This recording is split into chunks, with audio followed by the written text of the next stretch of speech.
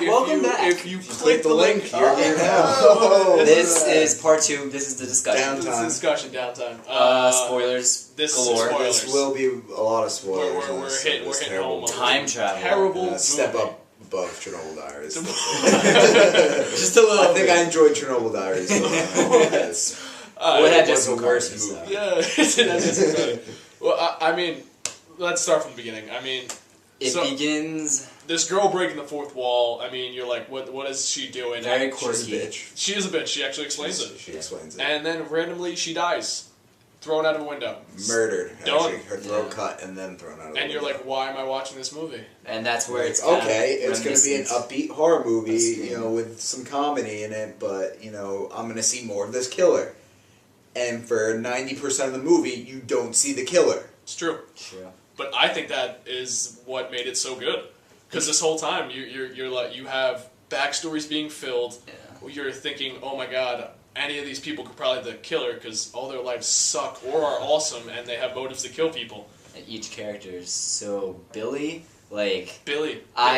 As I was watching the movie, I was like, what am I watching? This is so ridiculous. He was half fly. Half fly. Jeff Goldblum. Yeah. Yeah, what's up? I was very confused at that point. Yeah. They really didn't say the how whole, he got it. The whole football scene. I feel like that has no need in the storyline. Yeah. I think it's just supposed to be like, because the movie was so like focused on being like reference. Like they wanted one character for like the horror genre that kind of had that like, you know, fantasy horror aspect to it. But then again, like, you know, you had the slasher film and then time travel, which isn't really horror. But Sci-fi. Sci-fi horror, you know. That's some Twilight Zone stuff right there, I think. What I think. So we felt obligated to have that kind of a character. Okay. Sorry. What I really liked is how, like, you'd introduce a character, like, you have Ione, and then you'd have Riley, and then you'd have, Quentin? Who's Quentin? Who was the main? It was the, Josh Hutcherson. Clapton. Clapton. You have Clapton. Claptrap. Every time you would introduce someone, on the movie, there'd be, like, you know, the adventure of Clapton. You'd give, like, a little backstory behind it, and why, you know, as in the timeline they are right now, why they're like what they are. Like with Ione and I did like that. Ione and Riley, interesting. You find out that they were fantastic friends, but randomly out of nowhere they actually break up and become like arch enemies. Which they do explain. Which they do explain how, which was very Freaky weird. Friday, right very there. Weird. Which is as I was watching it, I was like, again, I was like, is that Jamie Lee Curtis there? I was like, what's going on? Yeah, with her mom switch places. She wanted to win a dance contest. I do like that beginning because, like, you know, the whole entire beginning, Ione's supposed to be like, yeah, I'm the cool '90s chick, and like throwing a bunch of references, and you realize she actually is her mother living in the '90s. I actually just picked this up. I think Josh's character actually says she's an old soul trapped in a hot cheerleader's body. Her mom. And that's, just picked that up. That's cool. A lot of Sting references. Very lot of Sting references. Who was your favorite character? Who would you say your favorite character to be?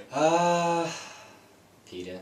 I like Peter. You liked his character? He was cool skater guy. Yeah. I liked it. What about you? I didn't have a favorite character. I didn't like the movie. I don't like any of the characters. I thought they were boring. You didn't think anything about it? No. I liked the secondary character. He was introduced literally within 10 minutes left of the movie. Like 3 lines. Toby. The black guy. I thought he was hilarious. Like, he just did not want to be there the whole entire time. He was just hilarious. And then he ends up singing. Like me watching the movie. And then he ends up singing doo-wop at the end of the movie. That was great. Yeah, back to that. I didn't like that part. That's like towards the end. Classic corny. Yeah.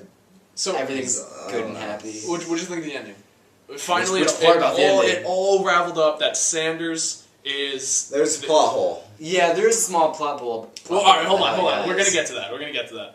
How Sanders is the killer, and his whole reasoning is that Riley didn't want to have sex with him, so he went back in time and tried to blow up 1992 so none of them would be around. What did you think of that concept? I think I need to thought it was very stupid. Slightly stupid. But then again, like, Riley says herself, like, that's the stupidest reason to do this. Yeah. So, like, it references the fact that it is stupid. So, like, I don't know what to make of it. I don't know. Like, if they just went, like, you know, and didn't address the fact that it was stupid, that would have made it stupid. Yeah. But that kind of... I'm not saying it makes up for it, but it's interesting. Still boring, in my opinion. I don't know. When you bring time travel into movies, it starts getting confusing because then you get different timelines and paradoxes. Well, I actually think they did a really good job filling that up. Yeah. I think except for that, they kind of poke fun at that whole thing. The Sanders. Well, there was one thing that they left out. You see Sanders kill himself. He blows up with a bomb, but and then they go back to the future of that timeline where he blows himself up. So he's there around, and then he's there as the killer. I mean, and then he dies again. We just saw the movie, so we might not get like every single aspect. Maybe like we missed Someone a tell minor us detail. if we do. But that's what we got so far. I mean, I thought it was. I liked how you had the principal who wanted to blow up in the beginning. He wanted to blow up everyone because he couldn't get a prom date, and then they went back to that because he failed blowing up in 1992 the first time. Yeah. Sanders came. He wants to help him blow it up, and then he actually ends up becoming a really cool principal because he ends up dating Ione in his mom's body. Yeah. I think that's really cool that they somehow tied that together. Last remarks, anyone? What would you? Anything you want to throw in? Well, you already saw the movie, so I can't say definitely see it. Yeah. But it was good, right? I liked it. I personally liked it. It basically just took the concept of Scary Movie and just changed the references around. But that's with every single references. movie. Every movie borrows from every movie, and this did I know, but in a unique I feel way. like it was just another Scary Movie with B-list actors and. B-list, alright. I could see B-list with Dane Cook, but I think Dane Cook is. Oh, wait, would you say Scary Movie or Scream? Scary Movie. Like specifically Scary Movie? how it makes fun of because I mean, it has Scary Movie has different references. Scary Movie, all right. Scary Movie shoots for more of a comedy. Yeah, even though this movie doesn't take itself seriously, Scary Movie references still movies and basically just other movies, whereas this references pop culture as well. Mm-hmm. So I'll give it credit for that. I like that part of it, but I don't know. Where Scary get Movie, into it. like the whole entire movie, like builds itself just on the references. Like this movie still had like its own character stuff and its own story, and like it had the references in it. So that's why I like it more. Maybe the first Scary Movie was good. The second one they got worse as they went, but I wouldn't say that it's like worse than Scary Movie. It's inspired by the same idea, but it's actually more. The reason why I say it's more worse than Scary Movie is because Scary Movie was more comedy, and I actually enjoyed it. Whereas this one, I guess it was going for comedy, and I didn't find a lot of laughter points, and I found the characters dull and uninteresting. I mean, except the Canadian guy. That's respectful. I thought it was like Breakfast Club meets Bill and Ted's Excellent Adventure, and then you rolled up a little acid hit. I thought that was awesome. I thought it summed it up very well. All right.